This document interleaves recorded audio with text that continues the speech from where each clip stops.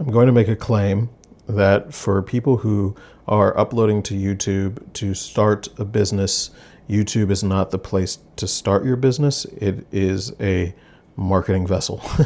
And I think that I have a few points here that I think are interrelated from my own personal experiences, as well as my own understanding of the broader economy. So when you see the broader economy of content creation, it's usually kind of pretty much a tale of two cities. You'll have the kind of paid YouTube channels that are pulling in tens of thousands of dollars a month. They seem to be doing really well for themselves. They always have sponsors. They always have ad deals. And these people are admirable in a lot of ways. They hire teams. They make videos that are really interesting. They've made a career out of basically becoming their own media organization. And then their success story drives the narrative that the company uses to bring in basically new talent for free. So most people who post to YouTube, myself included, are making $0 from YouTube. And I think that framing of reference is really important when you think about it from a business perspective, where if a business, especially if you're like, there's a book that I read a number of years ago called Profit First, where the idea is that when you're making a business, you should be thinking of like, whenever you bring in revenue, whenever you're doing your kind of like cost benefit analysis for any kind of like project that you're going to take on, you have to think, how can I extract a profit from the revenue that I'm making? Even if the profit is really small, even if it's like 2%, right? It's just kind of like, how can I make sure that some of this work doesn't just go back fully into the cost of doing business? And I think that for a platform like a YouTube, it doesn't really reward that behavior. I think that there's an argument to be made that if you're running a pizza shop or you're doing anything where you're trying to be more pragmatic about running your business, there's like a difference between causation and correlation. And that's obviously thrown around in psych classes all across the country. But what I mean here is that like people will have a video go viral and then you'll ask them, why did it go viral? And they'll just be like, because it was a good video. And so it's like, so your claim is that none of your other videos were good until you made the viral video there. And then they're just kind of like, I don't know. When in reality, because the whole algorithm itself is both dictating who is viewing your videos as well as who's going to, people can choose to stick around for watch time. So maybe that's a little bit of a separate debate. If you're visible onto the marketing platform that is YouTube versus are people sticking around to hear what you have to say, is kind of a little bit more causation basis, right? Like you can kind of ask people who are in your audience and say, hey, what did you like about this video? What didn't you like about this video? What made you stick around? So I think that that's fine. But I think that what I've been thinking about recently is that it's probably more important, again, if you're running a business, and even if your business is just talking about your own life, to try and team up with people first, right? Team up with ideally organizations, and then the organizations that have already had money, that already have legitimacy. I've been thinking specifically about Cal Newport and how he published a number of books before he started his YouTube channel. And he has his own media kind of arm branch now.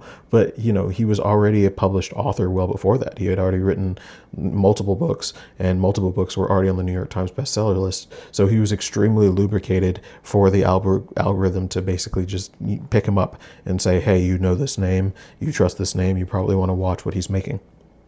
And the answer is yes. People who are in that audience want to watch what he's making.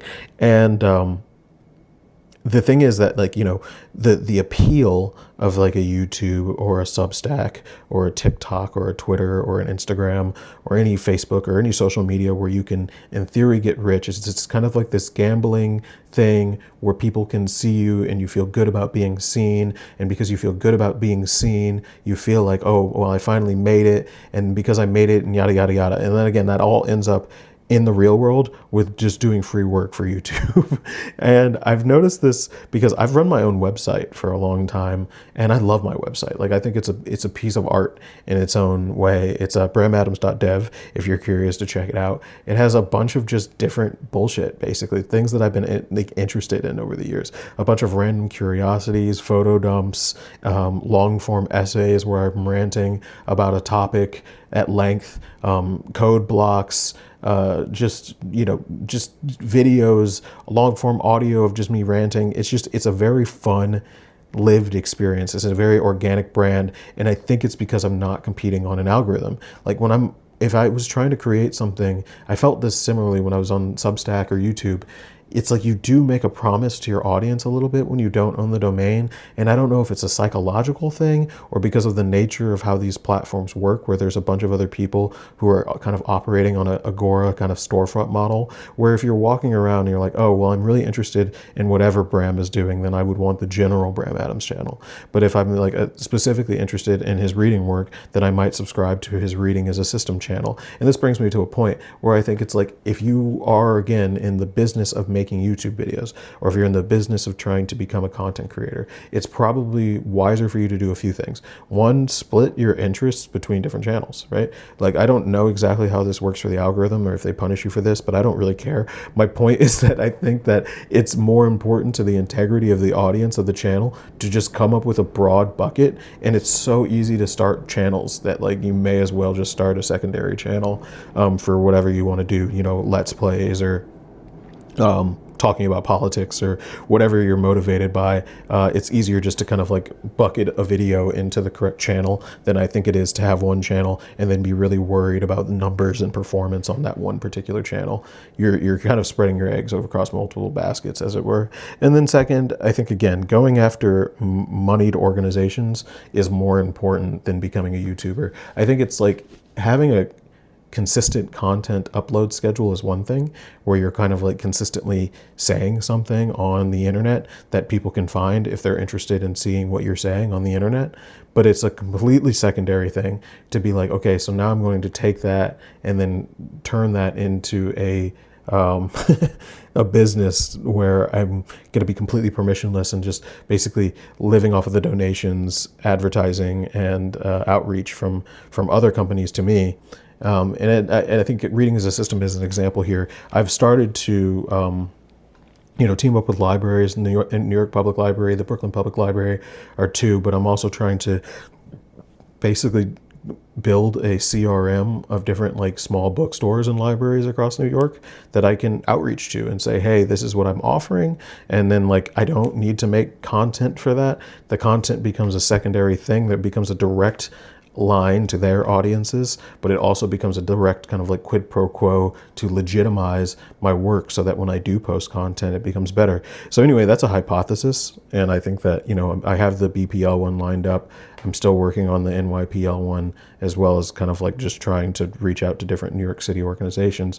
But I do also like I've been making these systems and kind of like worksheets and giving them out to people and working on them with them. And it's like a very good, real feeling. And I think that that's also kind of deprived a little bit when you post to the internet. You kind of feel like you're engaging with a community of strangers, and at some level you are, and people care about what you post sometimes. But it's often just a black hole, and that black hole can just say nice things to you or mean things to you.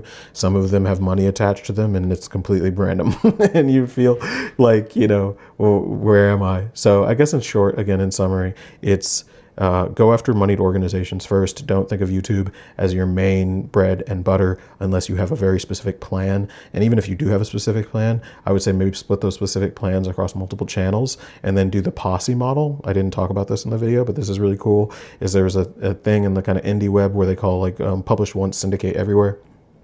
So I guess it would be Pose, but it doesn't matter. And the idea is that you treat your main website as the thing that gets the content first, and then you publish it out to these farms, the Instagrams of the world, the TikToks. And sometimes I do that. Sometimes I'm better than others.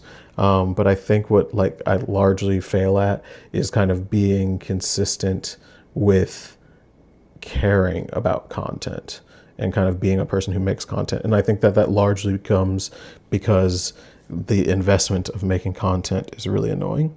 So it's easier to lower the cost of entry to the content that you're making and spend most of the cost running your business doing things that could bring you profit.